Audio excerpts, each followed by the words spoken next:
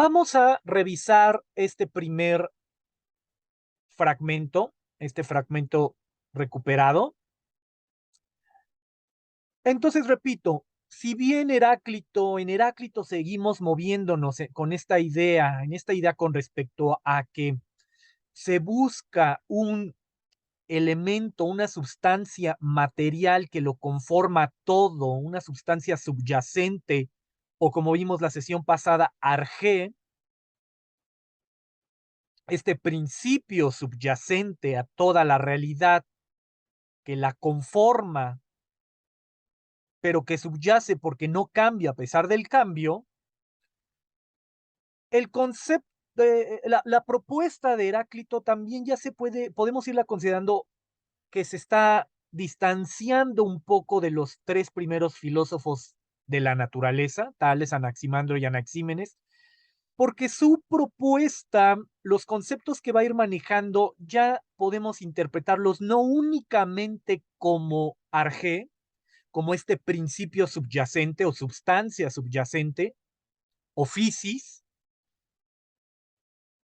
también los podemos entender, la propuesta de Heráclito, como un proceso. Va a ser muy importante. Iremos viendo que hay intérpretes que tienden a comprender Heráclito todavía en términos de principio, de arjé, de sustancia subyacente, y hay otros que, por los fragmentos mismos de Heráclito, van a considerarlo más bien como un proceso o quizá ley, pero lo iremos viendo. Vamos a este primer fragmento bastante extenso que dice: aún siendo este logos real, y ahí me detengo. ¿Qué significa logos? Logos en griego pues tiene muchos significados.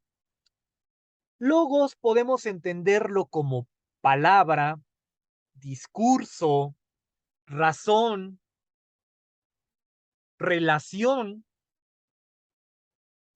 pero también puede ser entendido como medida y proporción. Y pareciera, al menos en eso están de acuerdo los intérpretes de Heráclito, que aquí logos tiene que ver con este concepto de medida o proporción, incluso como ley cósmica. Recuerda, estamos viendo esta cosmogonía, esta forma de comprender e interpretar el cosmos por parte de Heráclito. Así es como en estos sentidos podemos entender el concepto de logos. Repito, palabra, discurso, medida, proporción, ley, etcétera. Entonces continúo. Aún siendo este logos real, siempre se muestran los hombres incapaces de comprenderlo antes de haberlo oído y después de haberlo oído por primera vez. Ahí está. ¿Cómo podemos entender esta primera línea del fragmento? Heráclito pareciera que nos está diciendo que hay una medida, proporción o ley cósmica real que lo gobierna todo, pero que los hombres, el vulgo, los ignorantes quizá, ignoran o pretenden ignorar esa ley, esa proporción, esa medida que lo gobierna todo. Eso es muy importante. Algunos, algunos intérpretes de Heráclito han tratado también de ver este concepto de logos incluso como el discurso mismo de Heráclito. Es decir, que Heráclito está hablando de su propia propuesta filosófica o de su propio discurso como este logos.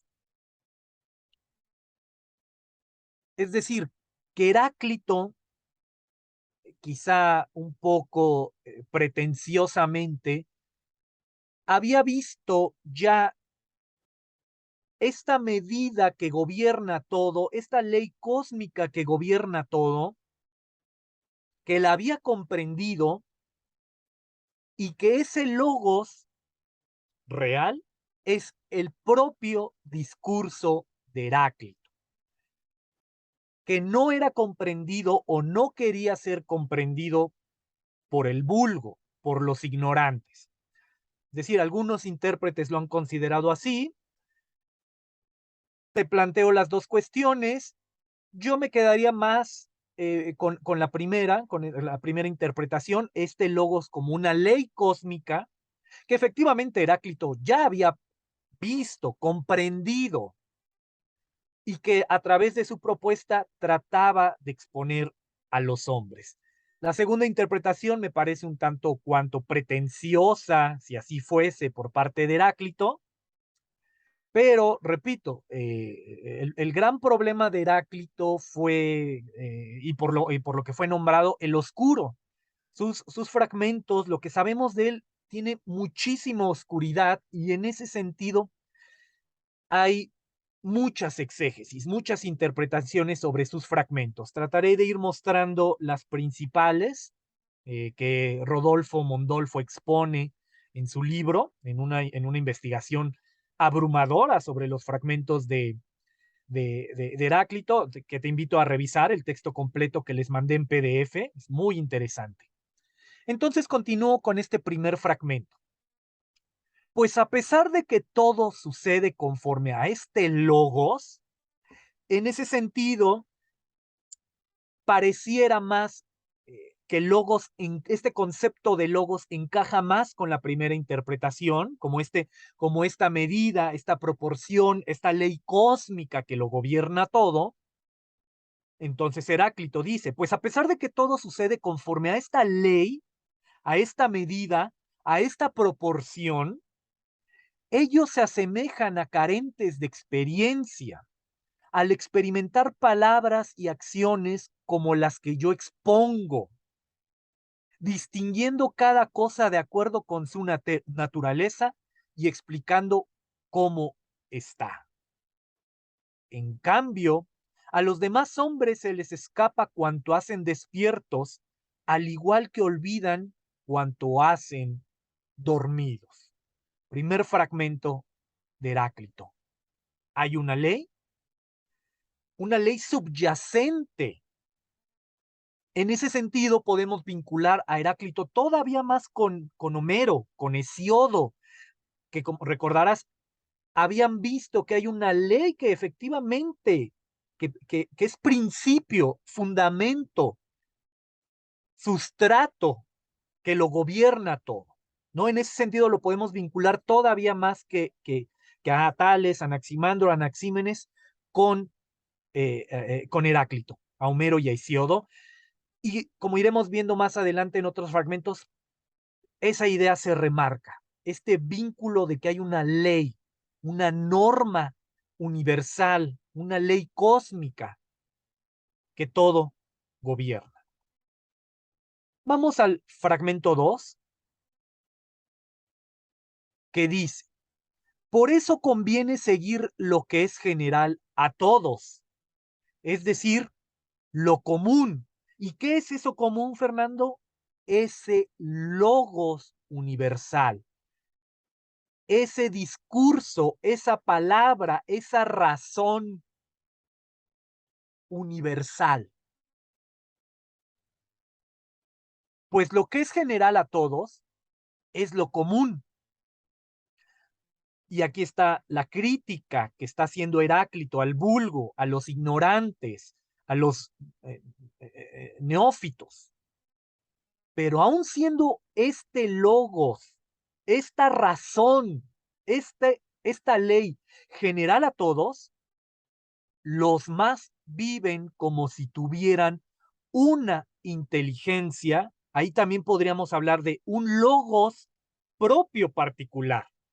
Es decir, en vez de seguir esta razón universal que Heráclito está exponiendo, que les está exponiendo en su propuesta, el vulgo va en contra de ese logos, de esa razón, y utiliza su razón o inteligencia particular, ¿no? Eso es muy importante. Muy probablemente Heráclito consideraba que su propuesta filosófica era sumamente importante. Ahí lo podemos ver, ¿no? En el fragmento 1, en el fragmento 2, cómo el vulgo, los ignorantes, los neófitos, los no iniciados en la filosofía, en vez de seguir lo común, en vez de seguir la ley cósmica, esta ley general, pretenden seguir sus propias normas, su propia razón. Eso es muy importante. ¿Va quedando claro, Fernando? ¿Dudas? No, No. está interesante, está interesante. Esto Bien. de logos, de proporción, o sea, también Sí. se liga con orden, ¿no? Como un orden, una Exacto. organización de las cosas como están, o sea, la proporción, o sea, súper tangible, o sea, la organización del mundo, ¿no? Exacto, exacto. Lo viste muy bien.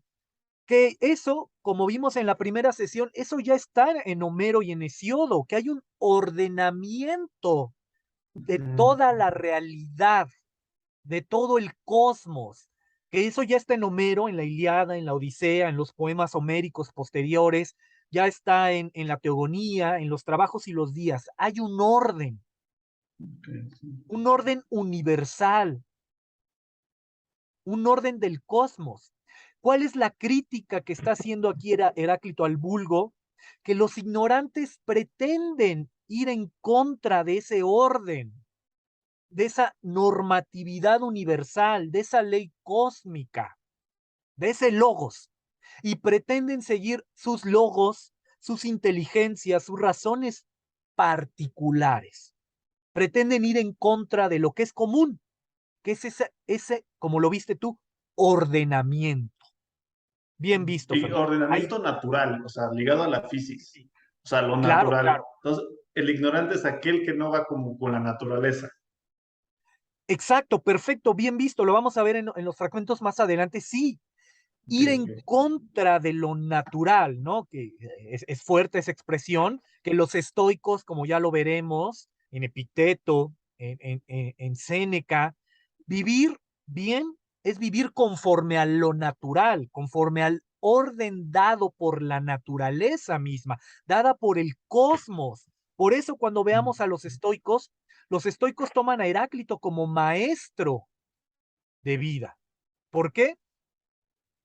Porque él habla de este ordenamiento natural que nosotros debemos seguir, pero el ignorante, el neófito, el que va en contra de la filosofía, no, quiere romper ese orden. Esto es muy importante.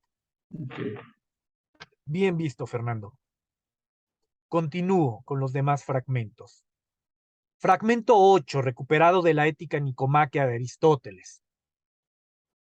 Aquí viene, aquí viene estos fragmentos que parecerían contradictorios, como te dije, en literatura se le ha nombrado oxímoron, el utilizar dos conceptos contrarios en una misma oración, proposición, pero que tiene la búsqueda, el objetivo de exponer un tercer concepto que integre ambos, ¿no? A Heráclito, la filosofía de Heráclito, muy importante, y ya empezamos con estos fragmentos, ha tratado, se le ha considerado como una propuesta, como una filosofía de la coincidentia oppositorum, o la búsqueda de la coincidencia o armonía de los contrarios. Eso es muy importante que lo tomes.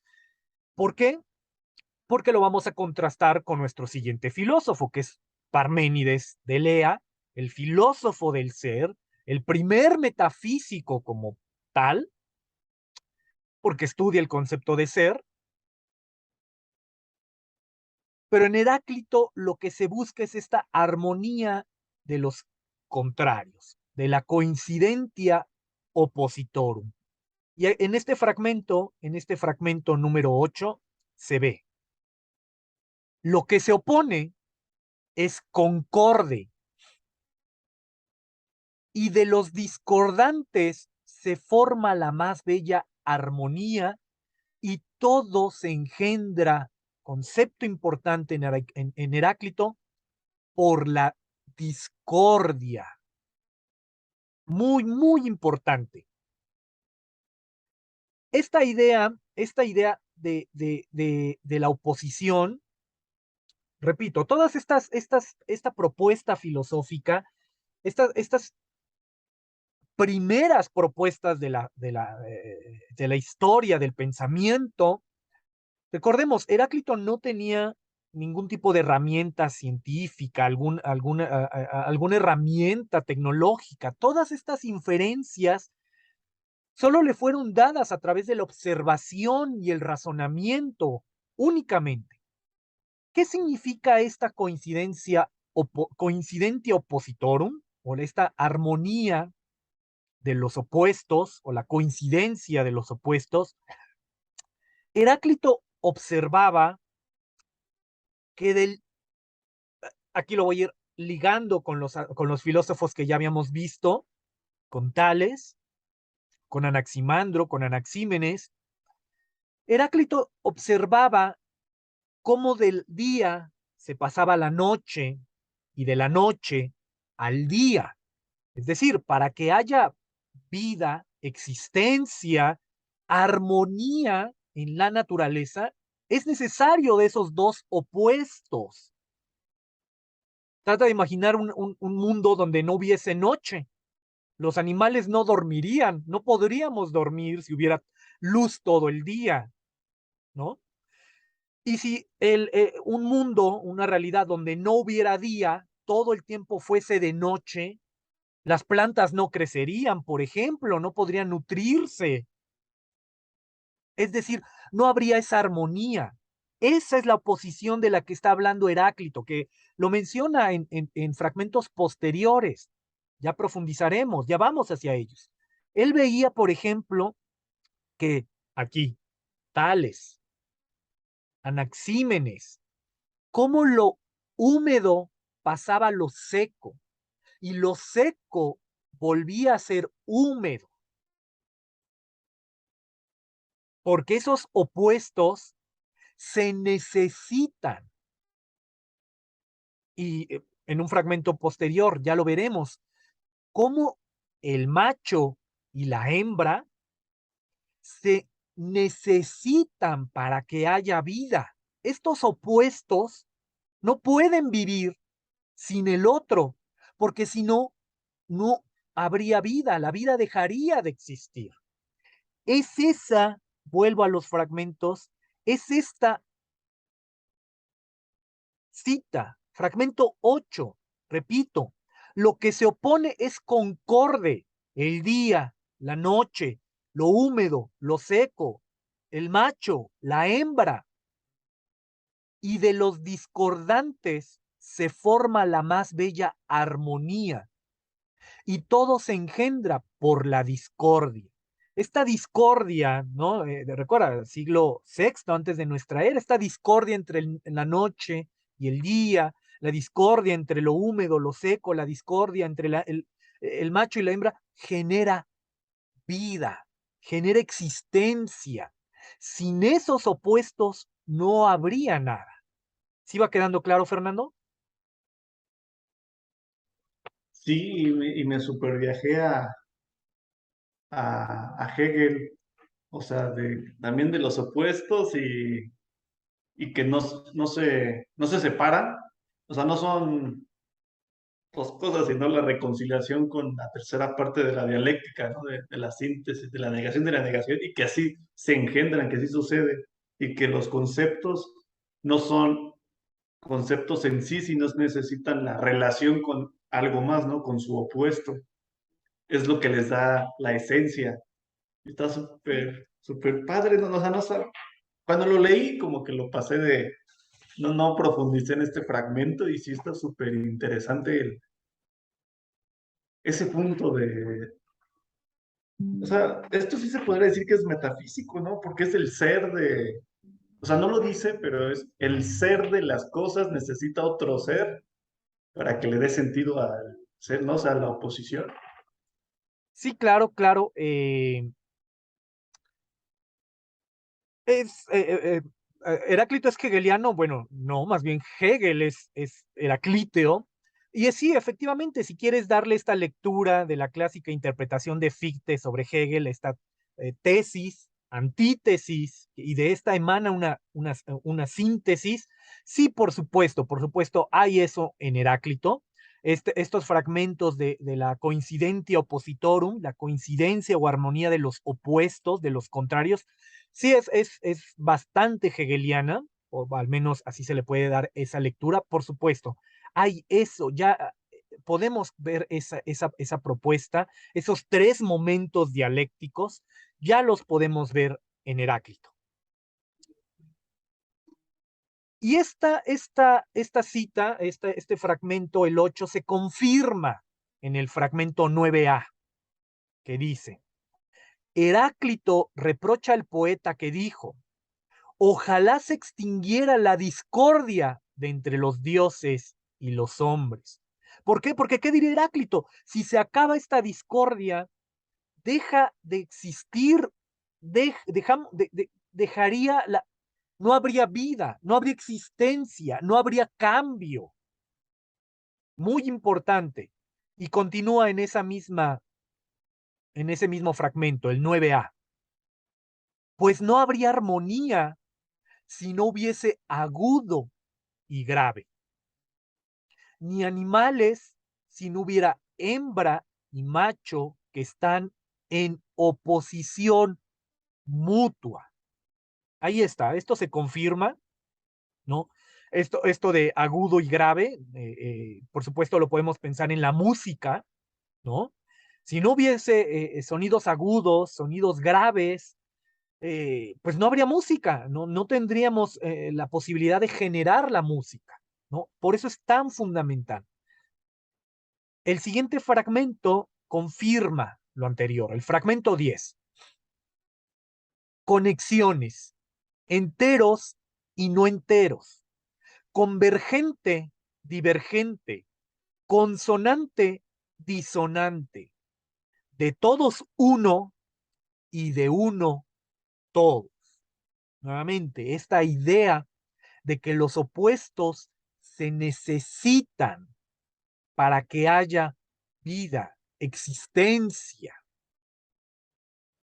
Y continúa en este fragmento 10 que es bastante extenso. Subrayé esta parte. ¿Acaso la naturaleza se deleita de los contrarios y de estos produce lo acorde y no de los semejantes? Así como sin duda al macho lo une con la hembra y no a cada uno de los dos con el del mismo género. Y el primer acorde lo compuso mediante los contrarios y no mediante los iguales. Ahí está, ahí queda muy claro cómo la existencia de los contrarios que están en constante discordia, más adelante Heráclito nos va a hablar del pólemos, de la guerra, del conflicto, es necesario para el mantenimiento del cosmos. Ese orden, eso es volvemos a este concepto de logos, a este ordenamiento. Este, esta coincidencia oppositorum, esta discordia entre contrarios, se mantiene gracias a ese ordenamiento o, expresado de mejor manera, es el ordenamiento del cosmos, ese logo se fundamenta en la discordia de los contrarios. Eso, esa es la propuesta de Heráclito. Cómo el día pasa la noche pasa el día, lo húmedo a seco, lo seco a húmedo. El macho requiere de la hembra y la hembra del macho. Esa es la gran propuesta de Heráclito, ¿no? En estos fragmentos. ¿Comentarios hasta aquí, Fernando? Creo que, o sea, pensando en esa discordia ya o sea, como que ya voy entendiendo lo del movimiento y lo del cambio, porque o sea, dos fuerzas y necesita esa discordia, lo que engendra, o sea, ese movimiento es cambio, o sea, está ya como que estoy agarrando la onda, quizás, no sé, sobre el concepto mejor de cambio, porque yo tenía un cambio, pues le cambio el canal de la tele, pero no, o sea, o le cambio, pero no es así, o sea, es un cambio, creo que resultado de este logos natural, o sea, que por la discordia, ¿no? De los contrarios. Está bien, está bien. Bueno, creo. Sí, eh, hay que matizarlo, pero sí, efectivamente, Fernando. Como dije al principio, este concepto de logos, la propuesta de Heráclito, podemos seguir entendiéndola como arjé, como principio material, por supuesto. Vamos a los fragmentos sobre el fuego y el rayo. Sí, claro. Pero también podemos entender, y eso es muy importante que te lo lleves, Fernando, también podemos entender la propuesta de Heráclito como proceso, como Ok. este constante cambio o devenir. Ujú. ¿Qué es aquello que no cambia? El cambio mismo. El cosmos está en constante cambio y devenir, transformación, día, noche, húmedo, seco, macho, hembra, agudo, grave. Estamos en un constante devenir, en un constante cambio. ¿Y qué va a decir Heráclito? Pues eso es lo que no cambia en el cosmos. El cambio mismo es lo que no cambia. Ese ordenamiento del cosmos está dado por el cambio que no cambia. Ese ordenamiento, esa ley cósmica, esa normatividad común a todos, es el cambio y devenir que no cambia, que no deviene. ¿Va quedando claro, Fernando? Sí, sí. Eso es la propuesta de Heráclito. Heráclito por eso es llamado el filósofo del devenir, el filósofo del cambio. Es El que está, ejemplo del río, los fragmentos del río, es un claro ejemplo nuevamente también de cómo todo está en constante cambio, transformación, devenir, pero precisamente eso es lo que no cambia, no se transforma, no deviene, el cambio mismo. Fernando, ¿ibas a comentar algo?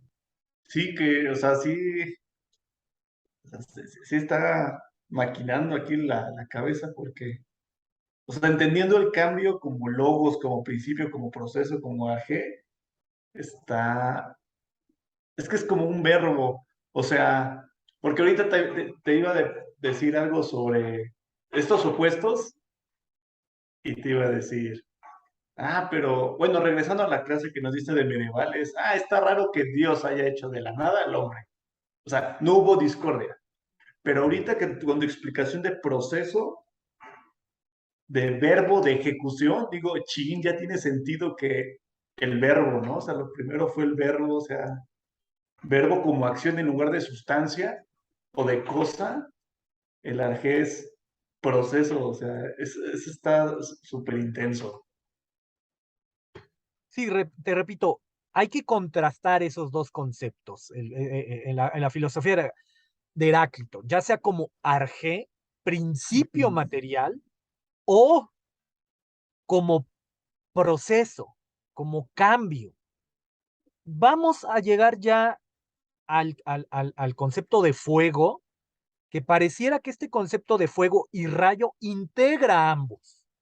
Ya iremos viendo tanto arjé, tanto physis, por un lado, arjé, principio material, physis, pero también como proceso, ¿no? Se han contrastado estas dos, pero hay intérpretes que han expresado que el fuego integra ambos. A eso, el fuego y el rayo, a eso vamos. Continúo. Fragmento 12. Zenón, el fundador de la escuela estoica, Zenón llama al alma exhalación sensible, de acuerdo con Heráclito, pues queriendo mostrar que las almas que salen por exhalación se vuelven siempre nuevas. Las comparó con los ríos diciendo lo siguiente, y ahí está probablemente el más famoso junto al del fuego: a los que ingresan en los mismos ríos sobrevienen otras y otras aguas, y salen almas por exhalación de las cosas húmedas, ¿no? Y ahí lo podemos vincular con Tales y con Anaxímenes, ¿no? Es nuevamente esta cuestión de la humedad, ¿no? Recordarás en Tales, pues el agua como esta especie de agua divina, como Fisis o Arjé de todas las cosas. Y recordarás el ejemplo que les di con Anaxímenes, cuando acercamos un espejo a nuestra nariz, a nuestra boca, cómo exhalamos cierto vapor, cierto hálito, cierto aliento, que es humedad, ¿no? Ahí eso es a lo que se está refiriendo con lo de las almas, que aquí los intérpretes, los exégetas de Heráclito, pues algunos creen que esto es un añadido, que probablemente no, que es muy oscuro ese pasaje de las almas, eh, como el alma como humedad, es un tanto cuanto extraño. Salen las almas por exhalación de las cosas húmedas, ¿no? Es muy oscuro ese pasaje. Pero la parte de los ríos, el río, pues es el claro ejemplo de la propuesta del cambio, el filósofo del devenir, que es Heráclito. Cómo los ríos cambian constantemente. A ver, lo comparto de nuevo. A los que ingresan en los mismos ríos sobrevienen otras y otras aguas. Es decir, como lo veremos en un fragmento posterior, nunca podemos acceder al mismo río porque son otras aguas, son nuevas aguas. Y nosotros tampoco somos los mismos. Aquí el ejemplo muy claro es, Fernando, tienes fotos tuyas de niño, supongo, ¿no? Trata de imaginarte cuando tenías 4, 5, 6 años, 10 años. No, trata de imaginarlo. ¿Tú eres ese niño? En este momento tienes una foto tuya de niño. ¿Tú eres ese niño? Diría Heráclito, no, ya no eres ese niño. Pero siguiendo a Heráclito diría, pero sí eres ese niño. Eres y no eres ese niño porque entramos y no entramos a las mismas aguas. Es decir, en Heráclito también el filósofo del no ser, para Heráclito, como decías, Heráclito está haciendo metafísica, por supuesto, está hablando del ser, pero en Heráclito integra el ser y el no ser en el concepto de ser. Eres y no eres ese niño, porque ya cambiaste, ya no eres físicamente ese mismo niño, pero lo eres, porque no eres otra persona, sí, es tu misma mente, tus mismos recuerdos. Sí, Eso, eso es muy importante que te lo lleves, Fernando, porque es lo que vamos a contrastar con Parménides. Heráclito es el filósofo del no ser. Parménides, en contraste, va a ser el filósofo del ser. Pero eso es a lo que se refiere, profundizaremos más en los siguientes fragmentos. Somos y no somos los mismos, porque ni las aguas son las mismas, ni nosotros somos los mismos. Es decir, hay devenir, hay cambio. Y reitero, el cambio es aquello que no cambia.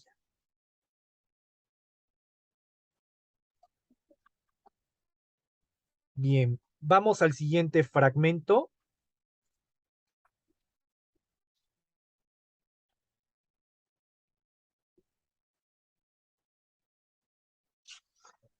Vamos al fragmento 30.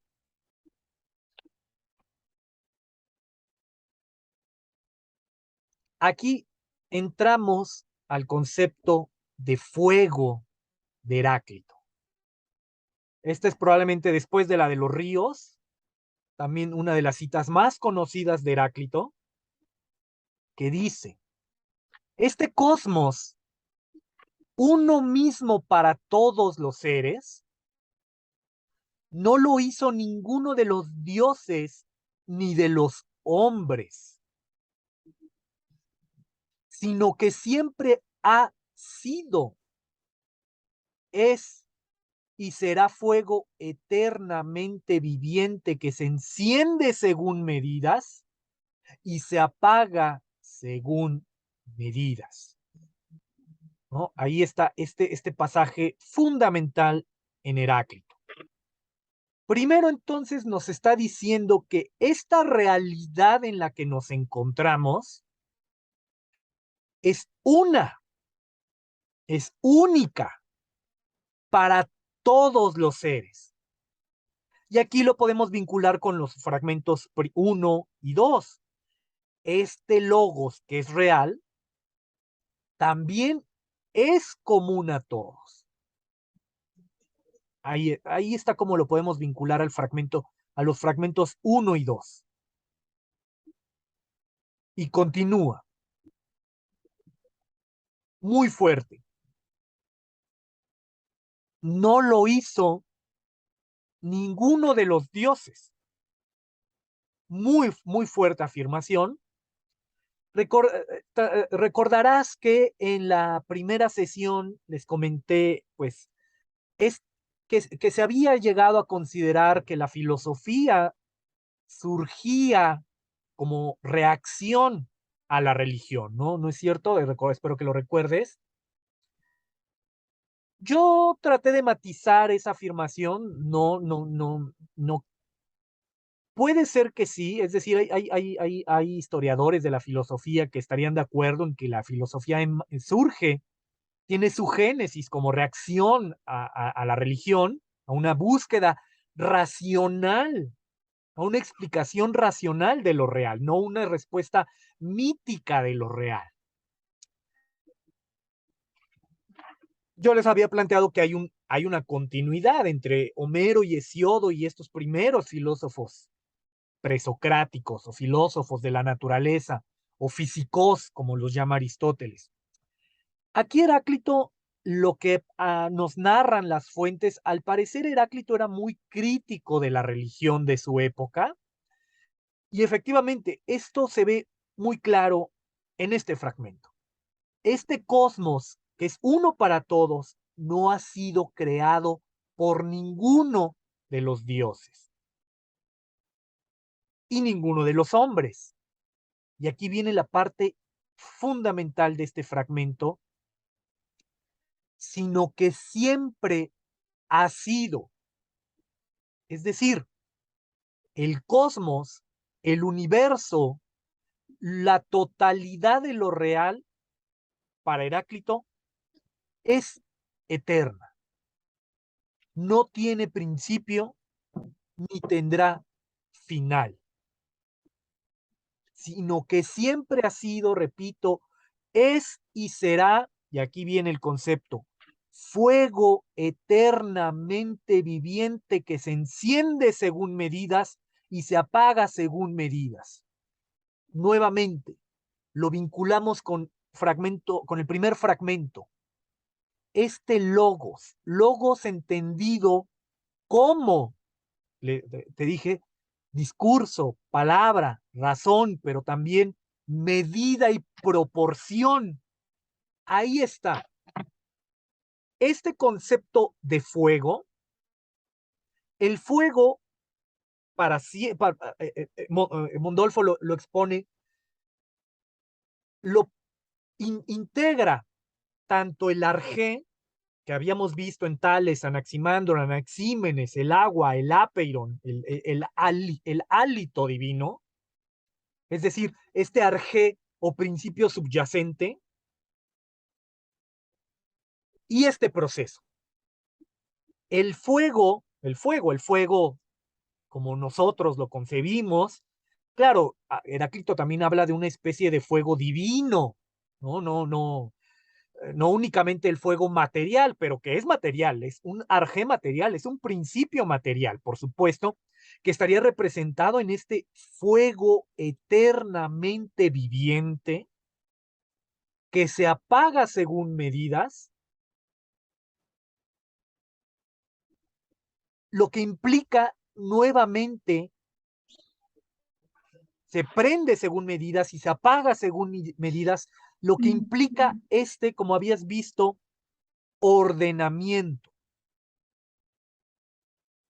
El fuego, este fuego eternamente viviente, porque el cosmos es eterno y por lo tanto ese ordenamiento es eterno, se apaga según medida y se enciende según medida. Es decir, hay una proporción, un orden.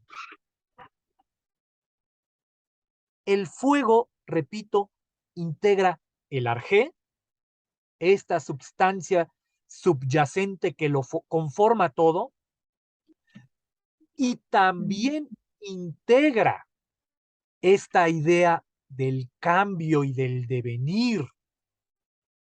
Trata de imaginar, Fernando, imagínate que tengo una cerilla en la mano, un cerillo. ¿Por qué llega a estipular el fuego, este fuego divino? Trata de imaginar que esto es un cerillo. Trata de imaginar la llama. El fuego da calor. Gracias al fuego, el ser humano dejó de comer carne cruda y pudo comer carne cocida. Es decir, el fuego da vida, da calor, refugio, es origen de vida. Pero trata de imaginar aquello en lo que está encendido, inflamado ese fuego. Esa cerilla de madera está muriendo, está siendo consumida por el fuego.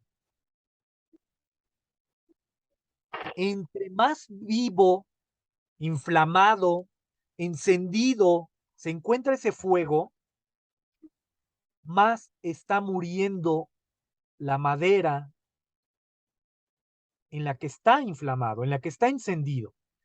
Nuevamente ahí vemos esta coincidencia de los opuestos, cómo el fuego nos da calor, nos da vida, nos da confort, nos protege de la oscuridad, pero también es peligroso, se puede desatar, puede generar muerte, destrucción, y el madero, el cerillito en el que está encendido, eso le está pasando, está muriendo.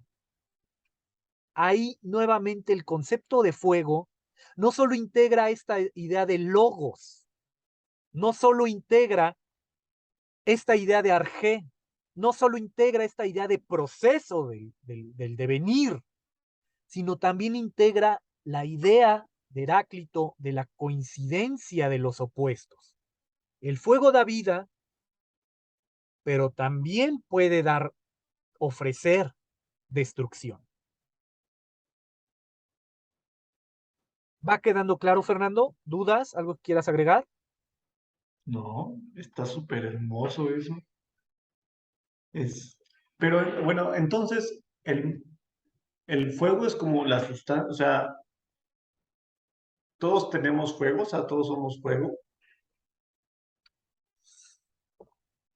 Aquí Bueno, no nuevamente, entendiendo como fuego flama, sino ese AG, pero sí es la sustancia que nos constituye.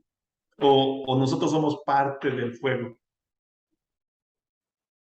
somos parte de ese logos Ujú. o podemos ser partícipes de esa racionalidad que gobierna a lo real. Y el fuego sería la expresión material de ese logos. Ok, ok. No tanto que nosotros seamos ese fuego, no propiamente, no he leído tal cosa en ningún intérprete de Heráclito, sino que nosotros somos parte o podemos llegar a ser parte de esa racionalidad que gobierna al cosmos, a ese logos, a esa ley cósmica. Lo que hace el fuego es representar ambos, Ujú, entiendo, sí. representar ese logos, esa racionalidad, esa norma, esa ley cósmica, que es un proceso, que es un devenir, que es una coincidencia de los opuestos, pero que también es arjé, principio de todo cuanto existe. Por eso Heráclito es tan fascinante, porque logra integrar estas dos Ujú, ideas. Arjé, sustancia material, pero también proceso, cambio, devenir constante. sí, Eso es el fuego en Heráclito. sí, sí, ya. Metáfora, hermosa metáfora, increíble. Sí, sí. Eh, pues metáfora, nuevamente, también, como les había dicho las primeras sesiones, para nosotros ya personas del siglo XXI es muy, podemos distinguir claramente lo material de lo inmaterial, ¿no? Habría que preguntar qué tanto Heráclito hace esta distinción Ok, entre lo ok. material y lo inmaterial, ¿no? Entre lo conceptual y lo empírico. Habría que preguntarse, pero el concepto de fuego encarna, materializa Ujú, la arjé, la fisis, con el proceso, con el cambio, con el devenir. sí, sí. Entonces vamos al siguiente fragmento.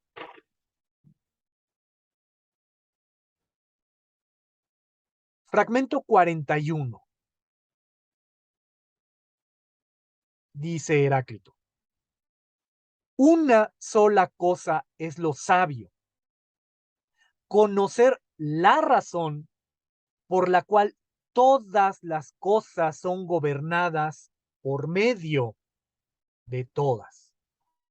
Nuevamente, esto lo vinculamos con el primer fragmento, ¿no? Este logos que es real, que gobierna todo cuanto existe. Estoy en el fragmento 41. Y me detengo un poco, es que también lo busco en el libro. Estoy campechaneando entre el digital y el análogo. Sí, sí.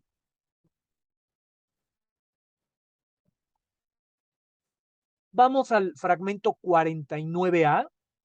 Si me salto alguno que consideres importante, Fernando, dímelo y lo revisamos. Yo estoy tratando de exponer los más importantes, la doctrina, la propuesta filosófica central de Heráclito, pero si ¿Consideras que hay alguno que me esté saltando que quieras rescatar? Pues nos podemos regresar. Ok. Vamos al fragmento 49A, que dice nuevamente esta idea. En los mismos ríos ingresamos y no ingresamos. Estamos y no estamos. ¿Por qué? Porque hay devenir, porque hay cambio. Como ya lo dije, las aguas cambian constantemente y por lo tanto no son las mismas aguas y no son el mismo río, pero ni siquiera podríamos ingresar en las mismas aguas porque nosotros tampoco somos ya los mismos. Somos y no somos los mismos. El ejemplo de que te imaginaras esa foto tuya de niño, ¿eres ese niño? No, pero Heráclito, aunque sí, también eres y no eres ese niño. Vamos al fragmento 50, que dice, Heráclito, pues, dice que el todo es, nuevamente, esta coincidencia de los opuestos, divisible, indivisible, engendrado, inengendrado, mortal, inmortal, logos, tiempo, padre, hijo, Dios justo, justo. Y entonces, aquí parece que ya lo cita más directamente, no escuchando a mí, sino a la razón, a ese logos. Sabio es que reconozcas que todas las cosas son uno, dice Heráclito.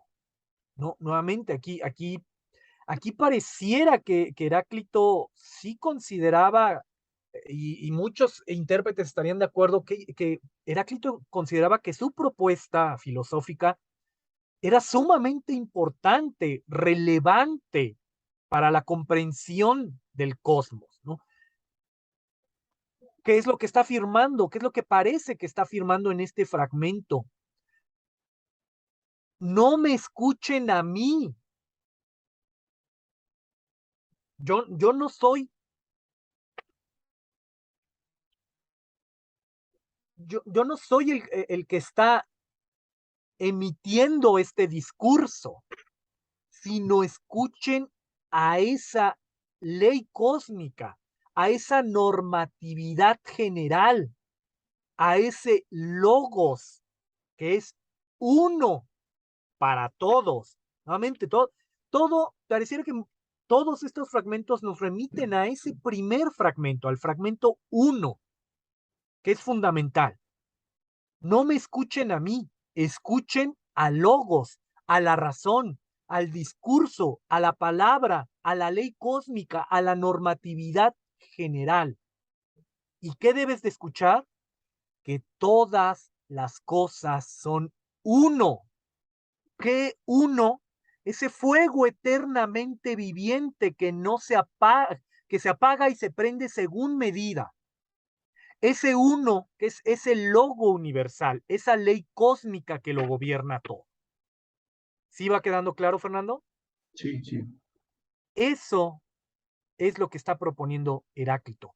No me escuchen a mí, escuchen a Logos. Vamos al fragmento 51. Y que esto no lo saben todos, ni lo reconocen, se lo reprocha de la manera siguiente. ¿No? Nuevamente habla de los ignorantes, de los neófitos, de los que no desean escuchar a este logos universal. No comprenden cómo lo divergente converge consigo mismo. Ve la belleza de este pasaje. Es muy bello. No comprenden cómo lo divergente converge consigo mismo. Dos puntos. Armonía de tensiones opuestas como las del arco y de la lira. ¿no? La belleza de este pasaje es abrumadora, es increíble. Entonces, los ignorantes no comprenden, no quieren, no buscan comprender este logos universal.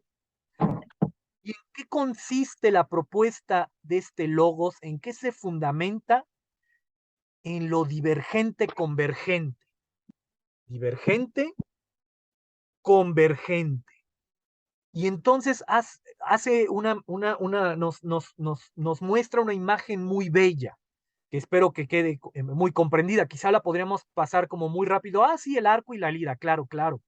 Pero hay que tratar de ver lo más plásticamente posible el arco y la lira. El arco, trata de imaginar el arco conformado por su arco de madera, ¿no? Que diverge.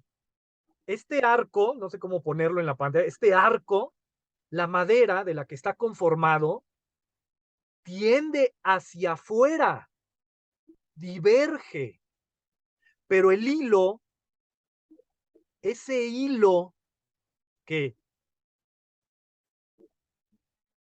trata de hacer converger al arco, es esa armonía de la que está hablando, bueno, quedará mejor armonía con la lira, esa tensión de los opuestos de la que está hablando Heráclito. Repito, es una imagen muy bella, como el arco tiende, la madera, el arco de madera tiende hacia afuera, pero lo que busca la cuerda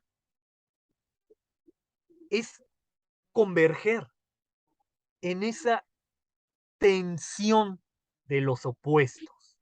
Y el ejemplo de la lira es todavía más bello. Tú, Fernando, me habías comentado que estudiaste música, ¿no? Sí, ¿Qué sí. instrumento aprendiste? Ahí. ¿Ya no te Instrumento fue acuerdas? violín, después piano y guitarra. La guitarra, una lira moderna, ¿no? Trata de imaginar la lira, esta especie de U, con las distintas cuerdas. Nuevamente, hay una tensión Ajá. en ese instrumento. La guitarra la podemos ver claramente. La guitarra, las cuerdas que están tensadas, hay una tensión entre la guitarra, entre el objeto de madera o no sé, de metal, no sé de qué hagan las guitarras actualmente, está en constante tensión con la cuerda. ¿Qué pasa si Ujú. ajustas demasiado la cuerda de la guitarra, Fernando? Se ¡Paz! rompe. Se rompió. Entonces hay que encontrar esa tensión adecuada de los opuestos, esa armonía de los contrarios. En la lira griega, trata de imaginar esta U que tiene todas las cuerdas, hay esa tensión de los opuestos. Hay una armonía, hay una proporción, que si tú la sobrepasas, esa proporción, ¡paz! Se rompió esa cuerda. Esa es la imagen con la que nos está hablando Heráclito. Ah, Por eso Y si, menciona y el si no la arco. tensas, no suena, No ¿no? suena, está Sí, muy debe floja, estar. debe estar en ese punto Ujú. exacto para que suene bellamente. Si la tensas demasiado, se rompe. Si no la tensas lo suficiente, no emite el sonido correcto. Hay una tensión armónica, una proporción en ese objeto que permite que genere música. La guitarra, la lira, incluso un piano de cola. Hay que afinarlo. Si no lo afinas bien, va a escucharse mal, ¿no? Ya con un teclado eléctrico, pues ya no, pero cualquier instrumento de cuerda, si es tensado en exceso o no es tensado lo suficiente, no emitirá el sonido correcto. Eso es lo que está planteando Heráclito, esta tensión armónica de los opuestos. Que quizá me puedes decir, pero ya estaba en Pitágoras, por supuesto. Pitágoras, como se los mencioné en el diplomado, en el módulo de medievales, él fue el primero en verla, en descubrir la armonía. Él veía cómo tensábamos esta cuerda y al jalarla emitía un sonido, pero no emito el mismo sonido si la jalo aquí, si la jalo acá, si la jalo acá, porque son las notas. Eso es lo que nos está proponiendo Heráclito. ¿Queda muy claro, Fernando? Sí, Creo que sí. con esto de los instrumentos, quizá Pues es que cuando es leíste hermoso. este fragmento te fuiste muy de lado, dejaste pasar, sí, el arco y la lira, pero cuando analizamos más a profundidad, más plásticamente, tratar de imaginar que tenemos aquí este arco, esta lira, queda mucho más claro el concepto de armonía de los opuestos. Y es, sí, del opuesto de la discordia, o sea, porque sí, o sea, está súper hermoso, o sea, el instrumento jala la cuerda y la cuerda no quiere, y eso es lo que provoca la armonía, o sea, es hermoso, o sea, es sumamente hermoso. Exacto, exacto. Bien, bien, ya lo viste, Fernando.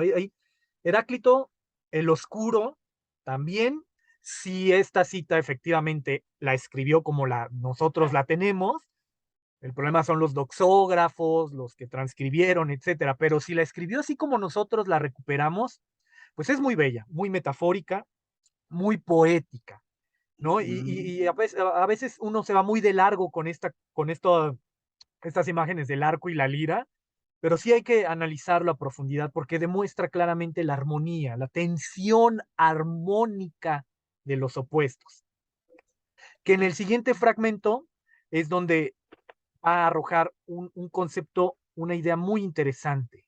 Fragmento 53, Pólemos. Ahí está. También hay que rescatar este fragmento muy importante. Pólemos, la guerra. Pólemos, de ahí viene al español polémica, ¿no? Mm, Esta discordia, pues, falta de acuerdo, falta de comunión, ¿no? Esa discordia, esa guerra o conflicto. Y aquí nuevamente confirma lo que ya habíamos visto anteriormente. Pólemos, la guerra, es el padre de todas las cosas y el rey de todas. Y a uno los revela dioses, a los otros hombres, a los unos, esto es lo importante, los hace libres, a los otros esclavos. Nuevamente, esta discordia, este conflicto, este pólemos, guerra entre opuestos, nos dice Heráclito. Cuando comprendemos esta discordia entre opuestos que es necesaria, a algunos los hace libres, a otros los hace esclavos, ¿no? Nuevamente, esta idea de los contrarios. ¿Qué opinas de esta cita, Fernando? es sumamente lindo, o sea, muchas cosas, o sea, es que me vienen destellos de pensamientos de, por ejemplo, la guerra, el conflicto ya está implícito en nosotros, o sea, siempre va a haber conflicto. Me fui también retomando a Hegel, ¿no? Era muy esclavo.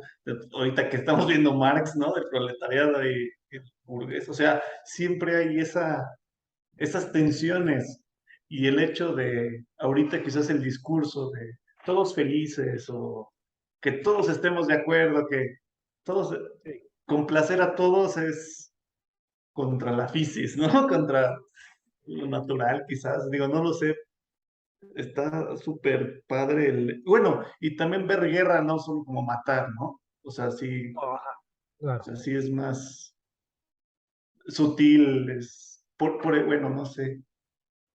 Bueno, sí, o sea, el ejemplo de la guerra de la guitarra, ¿no? O el arco, o sea, sí están en conflicto constante, el hombre y la mujer, ¿no? Sí. De poseerse, el amor erótico, no sé, como que ver todo así está, no sé, como que da paz, o bueno, no paz, pero como que dices, ok, está bien eso, o sea, es verdad, es natural, va a pasar, ¿no?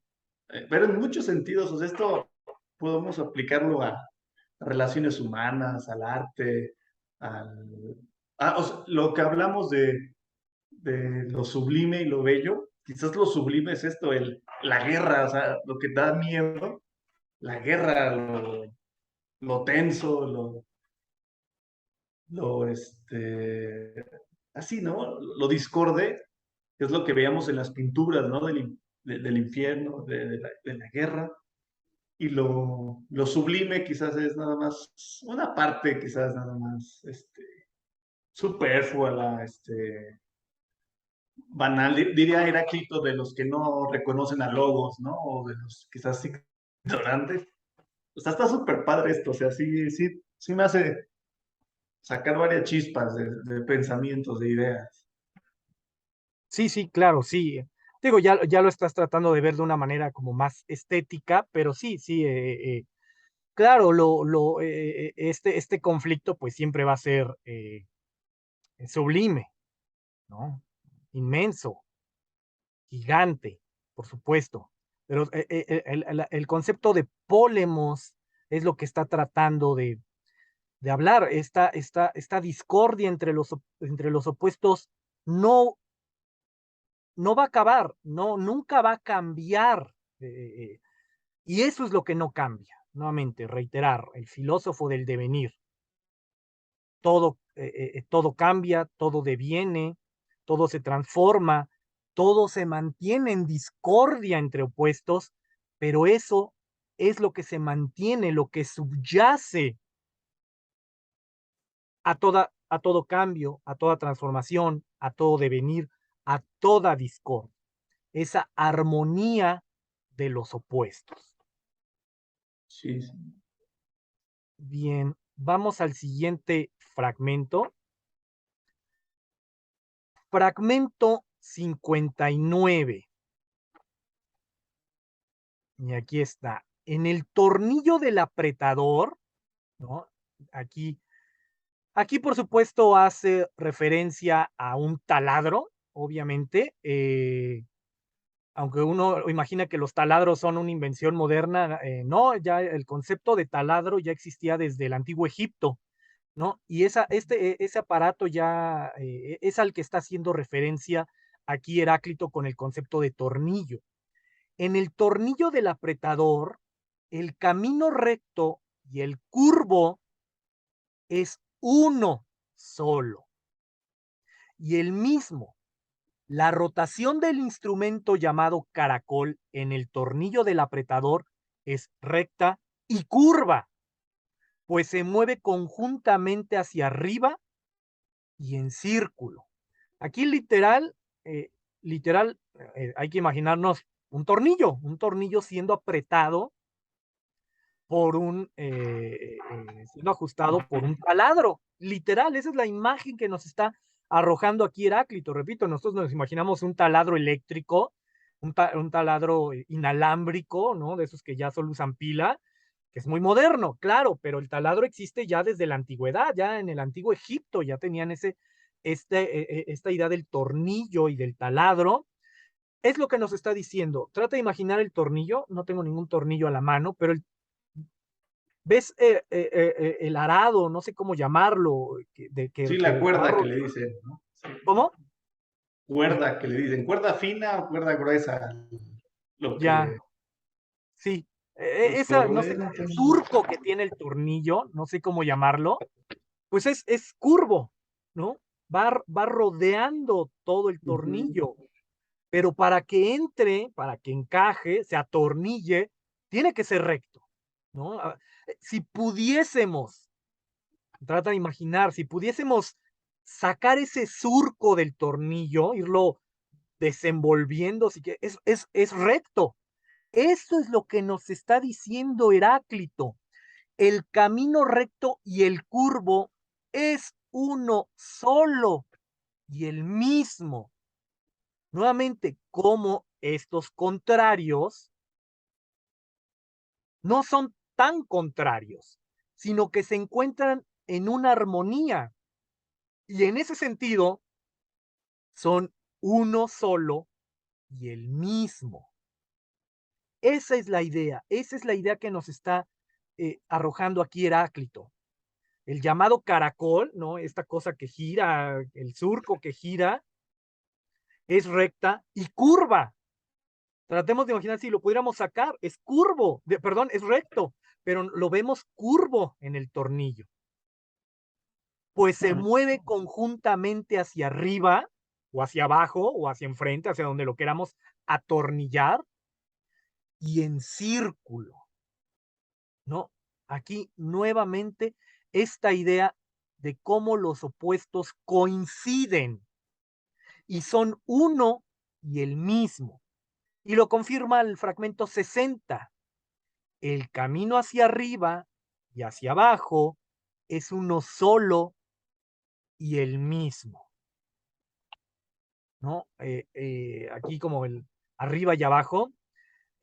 Pues al parecer, según algunos historiadores, intérpretes de Heráclito, decían que Éfeso tenía muchos montañitas, muchos, ¿cómo se llaman? Cerritos, y las carreteras a lo lejos se veían así, disparejas o que iban hacia arriba y hacia abajo.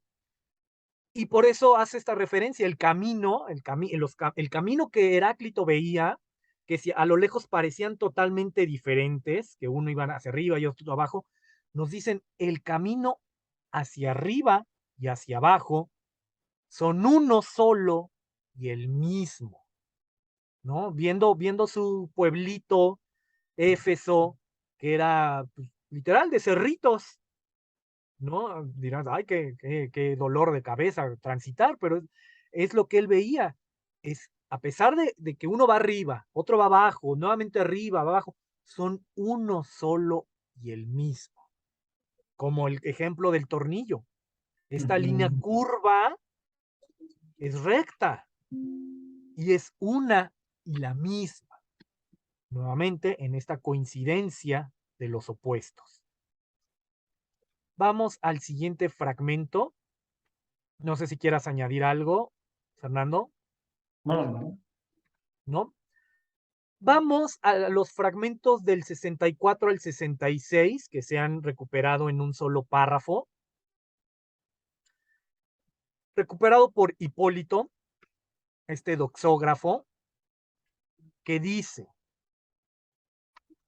también que se realiza por medio del fuego un juicio del cosmos y de todas las cosas que están en él, expresándose de la manera siguiente. Y aquí está el fragmento 64. Todas las cosas las gobierna el rayo. Esto es, las dirige, puesto que llama rayo al fuego eterno. Y dice también que este fuego es inteligente y causa del ordenamiento de todas las cosas. Y lo llama, fragmento 65, indigencia Artura. Indigencia, según él, es el ordenamiento del cosmos. Artura, la conflagración. Fragmento 66. Todas las cosas, pues, dice el fuego, al sobrevenir, juzgará y agarrará. ¿No? Aquí ya se empieza a ver ya un poco, vamos a analizarlo, un poco extraño, quizá un poco distinto a lo que habíamos visto.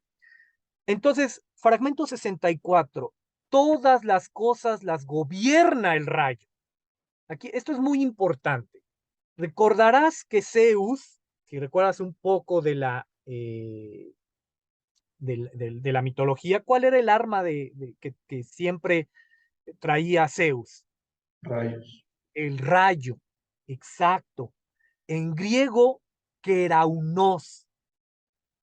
Había unas imágenes de Zeus, cuando lo adoraban en ciertos santuarios, en ciertos templos, al que se le denominaba Zeus Keraunos o Zeus Rayo. Zeus, si leíste algunos de los fragmentos, Heráclito lo llega a mencionar a Zeus. Nuevamente, Zeus es el padre de los dioses, pero también representa dentro de la mitología, en Homero, en Hesiodo, el que gobierna, el que juzga, el que ordena, el que castiga, ¿no? El Dios ordenador de toda la realidad. Aquí está haciendo esta analogía, ¿no? Nuevamente, aunque critica la religión Heráclito, pues también es hijo de su tiempo y utiliza esta imagen del Keraunos, del rayo, que es el arma de Zeus. Pues ese rayo, recordarás, si un rayo pega en un tronco, en un árbol, se inflama, le prende fuego. Entonces, el rayo no es más que otra forma en que Heráclito representa a este fuego eternamente viviente que se prende según medida y se apaga según medida. Pero lo utiliza junto con la idea de este Zeus Keraunos, este Zeus gobernador, ordenador, castigador. Y precisamente lo dice en el fragmento 64. Todas las cosas las gobierna el rayo, las dirige, puesto que llama rayo al fuego eterno. Repito, el rayo no es más que otra forma en que Heráclito representa el fuego. Pero aquí nuevamente nos dice, este fuego es inteligente, lo vimos. Este fuego, como este logos, es medida, proporción, ordenamiento y ley cósmica.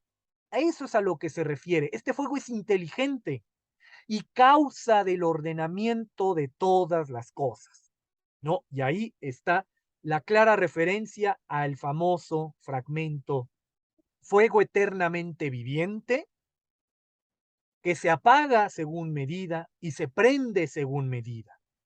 Este fuego es inteligente y causa del ordenamiento de todas las cosas. Es decir, está expresando la misma idea de ese otro fragmento en otras palabras. Pero continúa Hipólito, fragmento 65. Indigencia, según él, es el ordenamiento del cosmos. Artura, la conflagración, ¿no? Aquí está un tanto cuanto oscuro, pero podríamos entenderlo nuevamente como esta coincidencia de los opuestos, ¿no? Indigencia, carencia de, ausencia de, y Artura como algo que ya está lleno, ¿no? Nuevamente esta coincidencia de los opuestos. Y finalmente en el fragmento 66, todas las cosas, pues, dice, el fuego al sobrevenir juzgará y agarrará, ¿no? Aquí ya parece Heráclito ya más apocalíptico, ¿no? Casi como en un sentido cristiano, porque bueno, en la mitología grecolatina, Zeus no hay un juicio final, Zeus no nos juzgará como sí hay esta idea en la tradición judeocristiana. Pero nuevamente, este Zeus Keraunos, que juzga, que ordena, que mantiene el orden, con ese rayo, Keraunos, pues da esta idea de cómo este fuego, este fuego eternamente viviente, representado por el rayo, por el Keraunos, pues juzgará a todas las cosas, a todos los seres, ¿no? Repito, aquí parece más judeocristiano, se pone muy apocalíptico este Heráclito, pero parece que eso es lo que nos está tratando de decir. Y entonces también Hipólito, en el fragmento 67, nuevamente, armonía de los contrarios. El Dios, aquí Dios entendido nuevamente como este logos, como este fuego, como esta ley cósmica, como este Keraunos, este rayo. El Dios es día-noche. invierno, verano, guerra, paz, hartura, hambre, todos los opuestos.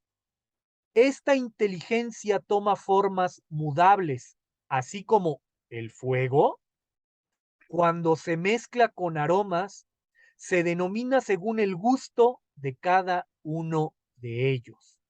¿No? Aquí esta segunda parte un poco extraña, no sé si quizás se refiera al incienso cuando es encendido, por eso habla del aroma, ¿no? Pero la primera parte es muy clara, nuevamente hace esta referencia a la armonía, al pólemos, a esta discordia, a lo convergente divergente. Como te lo había explicado al inicio, como para que haya vida, para que continúe el cosmos, pues es necesario que el día dé pie a la noche y la noche al día. El invierno dé pie al verano, el verano al invierno, la guerra a la paz a la guerra.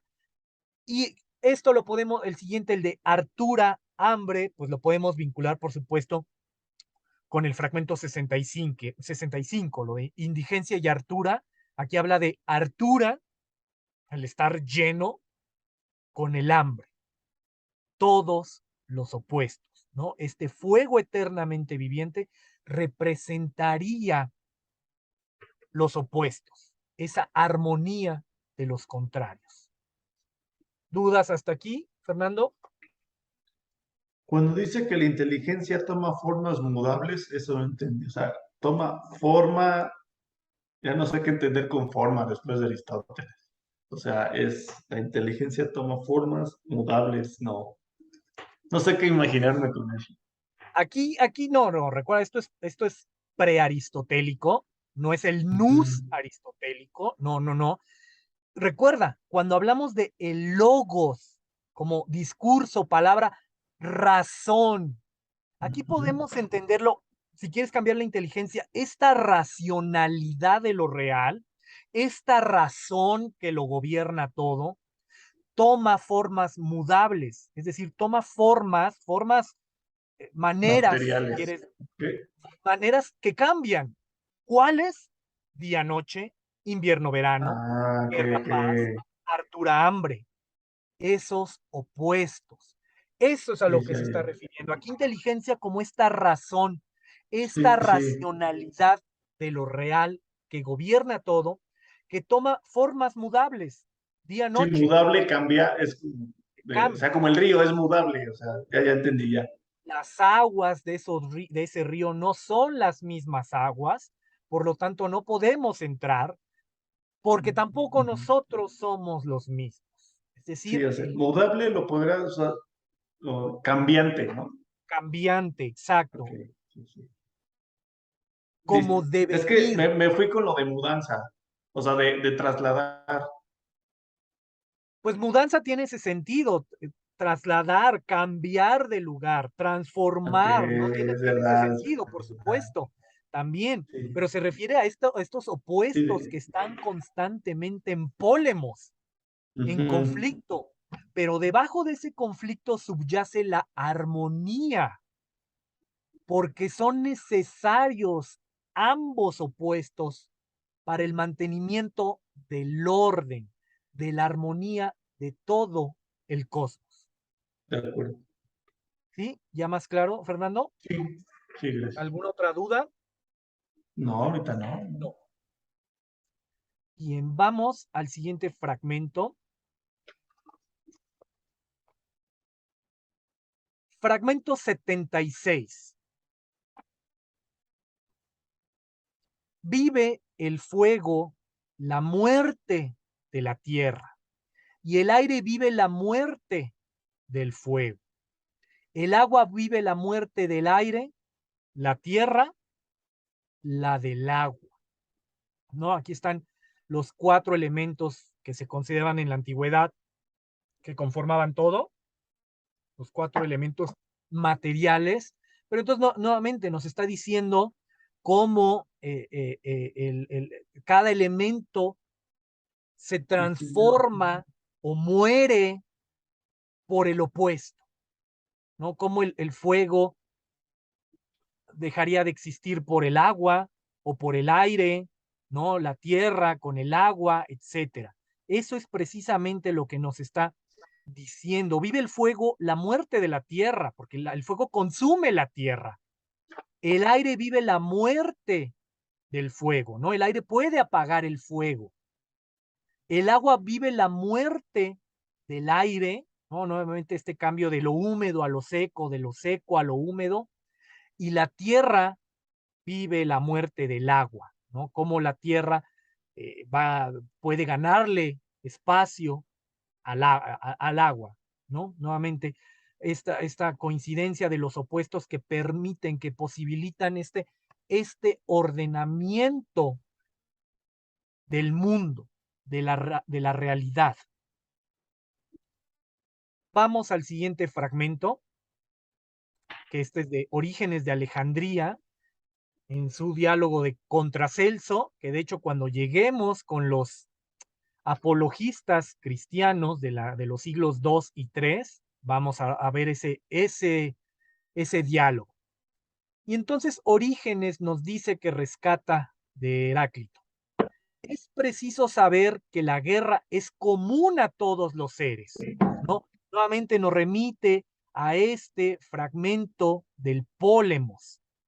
Pólemos, la guerra es el padre de todas las cosas y el rey de todas, ¿no? Ahí nos remite claramente a ese otro fragmento. Repito, es preciso saber que la guerra es común a todos los seres y la justicia es discordia y todas las cosas se engendran por discordia y necesidad. Aquí este concepto de necesidad, por supuesto, habla de que hay un ordenamiento, una ley, una normatividad universal o general que está fundamentada en la discordia de los opuestos. Pero ya quedó claro que esta discordia entre opuestos es lo que genera la armonía del cosmos. Vamos al siguiente fragmento. Fragmento 90.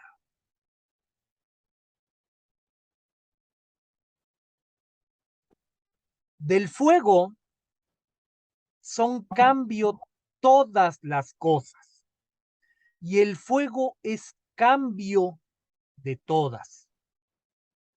Así como del oro son cambio las mercancías y de las mercancías el oro. Nuevamente, aquí hace referencia al fuego como este proceso de cambio, de transformación, de devenir, y da un claro ejemplo.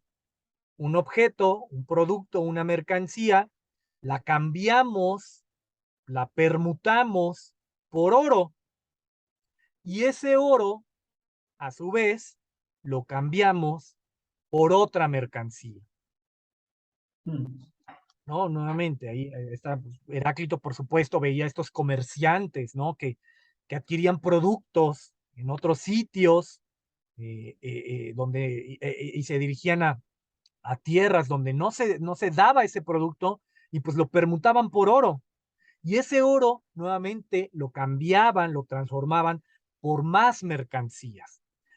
De ahí, obviamente, este proceso de cambio constante lo relaciona con el fuego. Como nos dice este fragmento, el fuego es cambio de todas las cosas y el fuego es cambio de todas. ¿Comentarios hasta aquí, Fernando?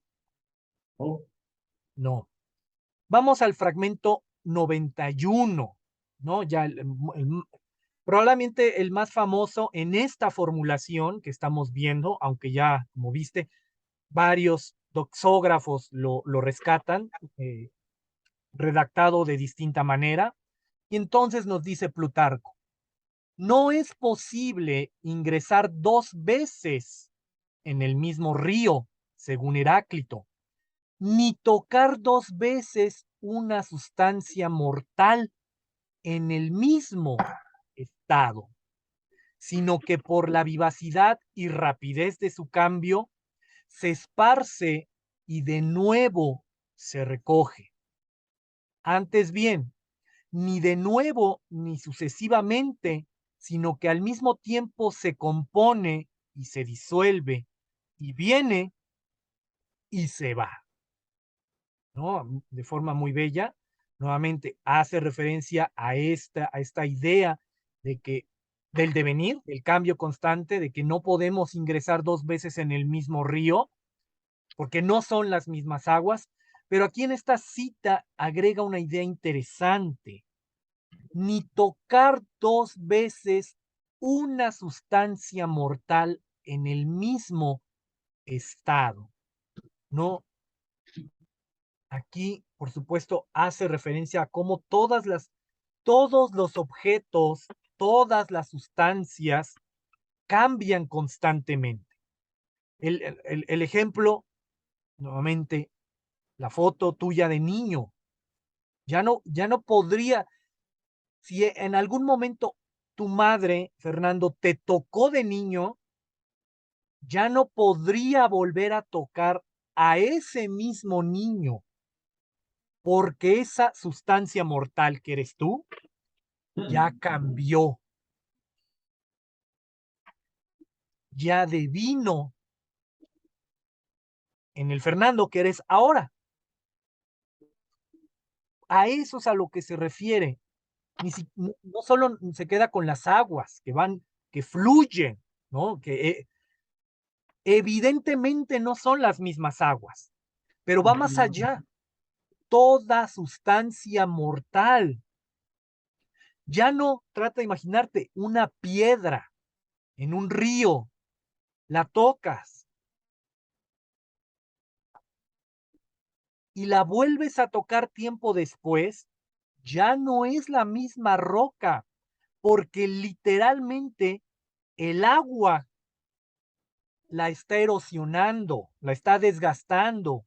El sol, la luz del sol, la está desgastando. A eso se refieren que ni siquiera una sustancia mortal podríamos tocar dos veces, porque está en constante flujo, cambio, devenir, transformación. Cualquier sustancia. ¿Sí queda claro? Ahí, ahí, o sea, considera mortal la piedra. O sea, Digo, mortal como lo físico. mi ejemplo fue el de la piedra, pero quizá no es muy mortal que digamos, por supuesto, Ajá. pero el ejemplo contigo, ¿no? Tu madre que te Ah, sí, tocó. ok, ok. Es que, Ya o sea, ahorita me digo, toco y toco, o sea, no es esto. no, no, claro, pero ese vaso ya está se está desgastando, está en constante, Ujú. ya el contraste entre el río, las aguas del río que vemos cómo fluyen, con este fragmento va más allá, toda Ajá. sustancia, Ajá. todo, todo se está desgastando. En este momento tú y yo nos estamos desgastando porque vamos en camino a la muerte, a la vejez y luego a la muerte. Por lo tanto, ya quien nos toque, ya no nos tocaría exactamente igual a como nos tocó previamente, porque ya nos estamos transformando, cambiando, envejeciendo y a la muerte. Eso es a lo que se refiere, porque pareciera que no es muy evidente con las sustancias mortales, pero también estamos cambiando constantemente, nos estamos degradando. Sí, sí. Y lo confirma. Por la vivacidad y rapidez de su cambio, Fernando, estamos envejeciendo justamente en este momento, Ujú. se esparce y de nuevo se recoge. Antes bien, ni de nuevo ni sucesivamente, sino que al mismo tiempo se compone y se disuelve y viene y se va, ¿no? Aquí hace esta referencia a la exhalación, ¿no? En ciertos, no, recordarás en ciertos pasajes donde habla como de las almas que exhalan e inhala, ¿no? Es a lo que se refiere. Los comentadores, pues, no se ponen de acuerdo, dicen, está muy oscuro, como que el alma se exhala y se inhala, ¿no? Como que las almas viven y mueren constantemente, ¿no? Ahí hay mucha oscuridad en esos pasajes, pero se refiere a este constante cambio, a este constante devenir, transformación que hay en todas las sustancias. Bien, vamos al siguiente fragmento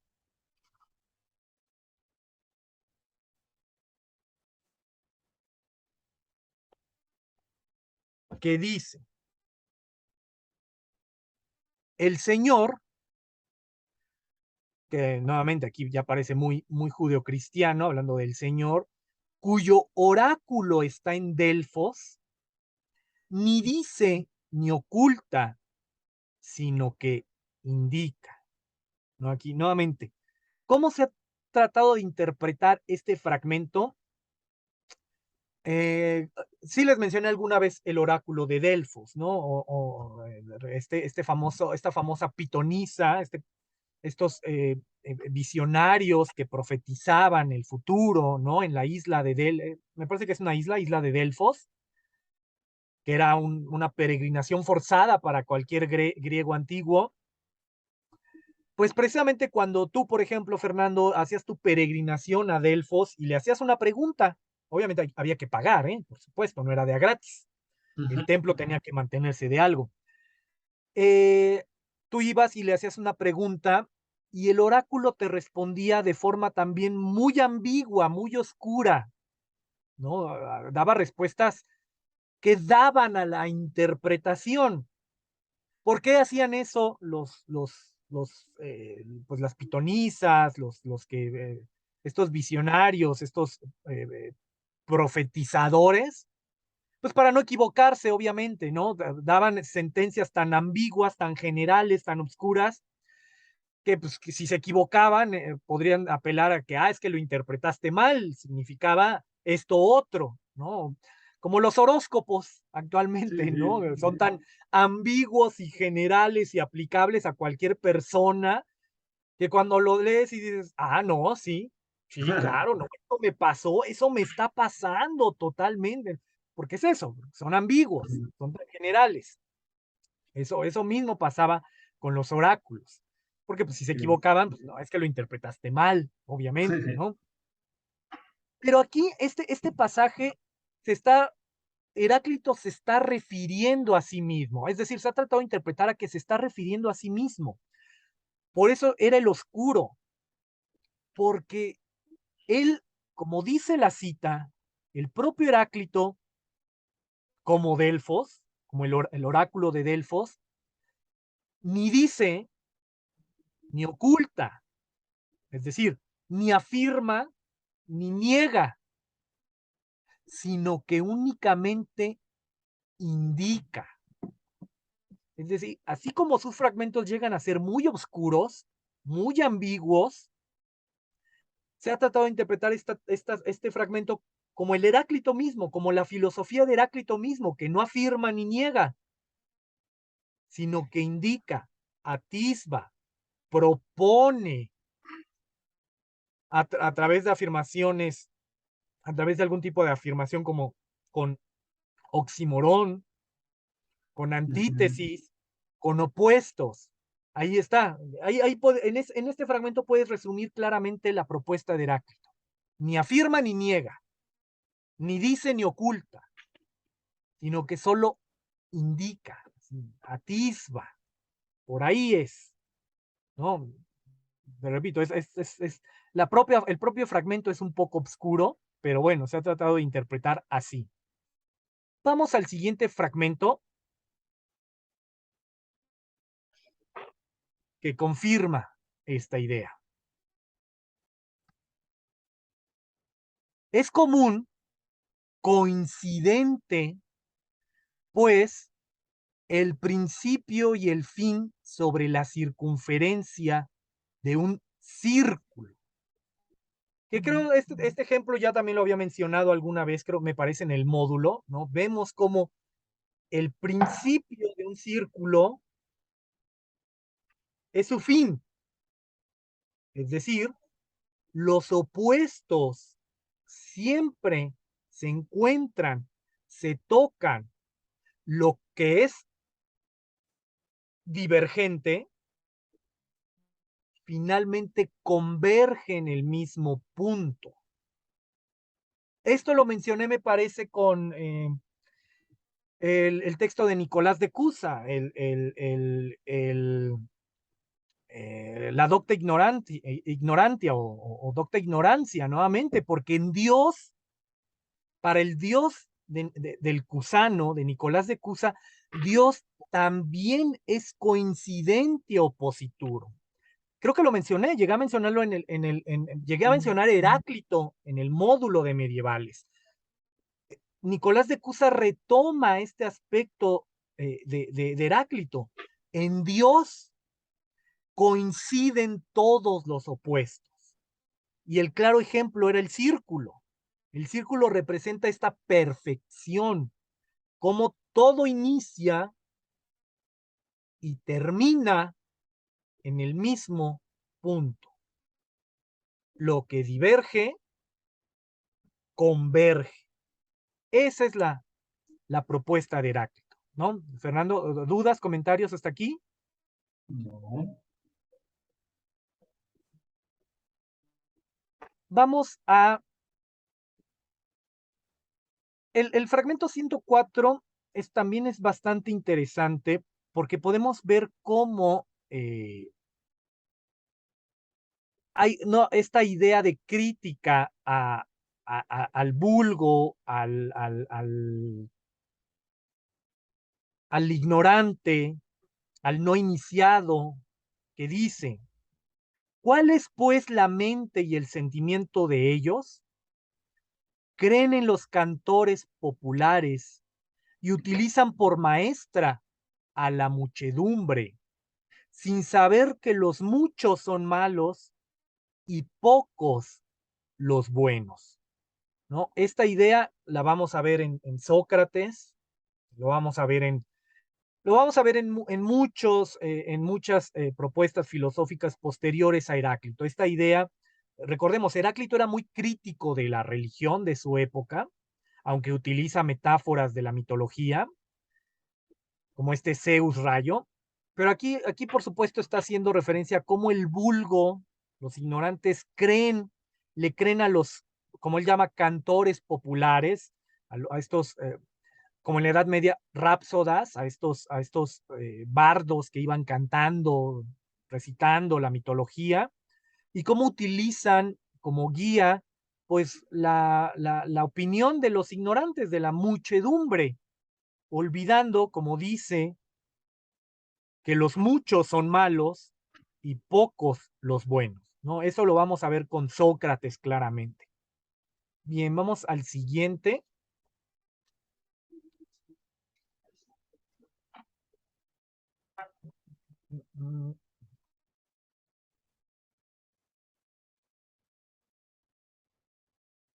Vamos al fragmento 103, 104, al 126.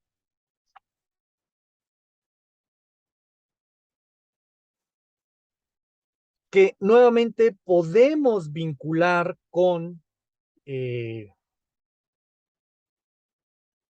Tales, con Anaxímenes. Las cosas frías se calientan, lo caliente se enfría, lo húmedo se seca, lo seco se vuelve húmedo. Nuevamente, esta idea de cómo el cambio y la transformación generan la vida, generan el mantenimiento de ese orden.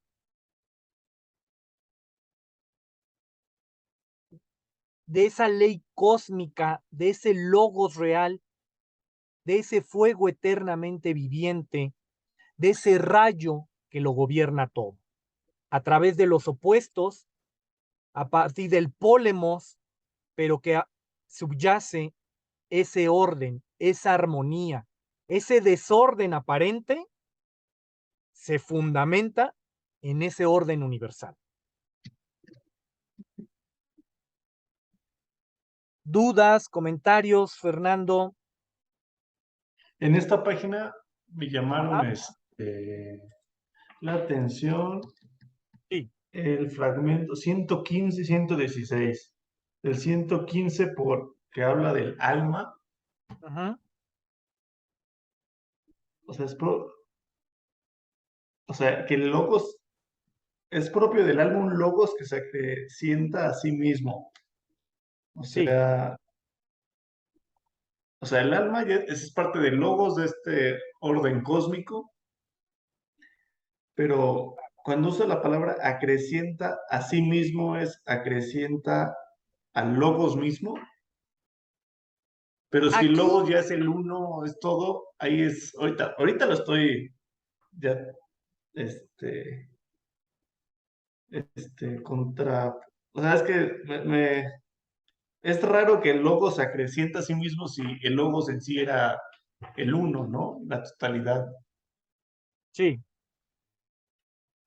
Aquí lo vemos en pantalla. Es propio del alma un logos que se acrecienta a sí mismo. Nuevamente, cuando Heráclito habla del alma, es difícil tratar de interpretar qué dijo. Aquí, siguiendo lo estipulado por eh, Mondolfo en este texto, podríamos interpretarlo como el alma individual, como esta alma, como el sujeto, como esta parte intelectiva del individuo, Ok, ¿no? Entonces podríamos interpretarlo, es propio del individuo, del sujeto, de la persona, acrecentar su propio logos, su propia inteligencia. Recuerda, logos lo traducimos como palabra, discurso, razón. Aquí ujú, pareciera que nos está hablando de que pues cada individuo debe acrecentar su propia razón, ok, ok. esforzarse en alejarse de esta muchedumbre, de estos ignorantes, y tratar de que su logos, su razón particular individual, ya no escuchar solamente a esa razón particular, sino Mm, relacionarse, con tratar de comprender ese logos universal. ok, ya, ya. Y eso pareciera que se confirma en el siguiente, que eso es lo que está tratando de decir de Heráclito.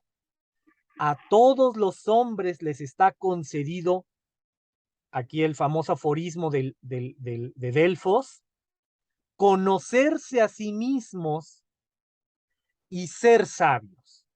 ¿No? Aquí, si ves, eh, fragmentos 115 y 116 pertenecen al mismo doxógrafo, está haciendo referencia, al parecer, a esta idea de que el hombre, de que el individuo debe mejorar intelectualmente, acrecentar su propio logos, hacerse sabio a través del conocimiento de sí mismo. Te repito, ese es un aforismo utilizado en el oráculo de Delfos, estaba inscrito en el oráculo de Delfos y que Sócrates posteriormente se apropiará, ¿no? Esta idea de conocerse a sí mismo. ¿Y por qué pareciera que está hablando de cómo el individuo debe perfeccionarse a sí mismo, tratar de llegar a ser sabio? Aquí lo puedes ver en los siguientes tres fragmentos, Fernando, que son del mismo doxógrafo. El Ujú, hombre, cuando está borracho, es guiado por un niño impúber, tambaleándose, sin saber a dónde va. Y aquí está la oscuridad nuevamente. Aparece que Heráclito veía lo húmedo como algo, no sé, inadecuado, ajá, por tener húmeda el alma. ¿Qué significa eso? Ningún toxógrafo sabe exactamente qué quiso decir, por qué utilizaba la humedad.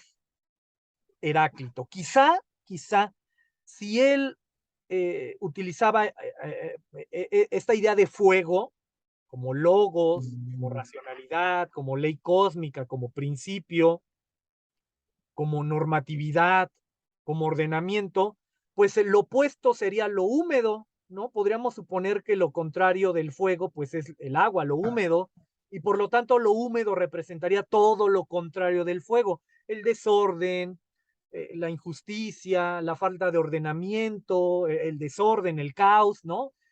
Puede ser, pero es que realmente, ¿qué quiso decir eso con alma húmedo? No lo saben a ciencia cierta, pero podríamos inferir que si el fuego representa todo, las cualidades adecuadas para Heráclito, lo húmedo representaría lo contrario, ¿no? sí, Pero sí. confirma esta idea, ¿no? Cuando está borracho, pues el hombre pues se tambalea como un niño, se comporta de forma tonta, de forma estúpida, ¿no? Quizá Heráclito era abstemio, muy probablemente no lo dudaría que no bebiera, y eso se está refiriendo. Por ejemplo,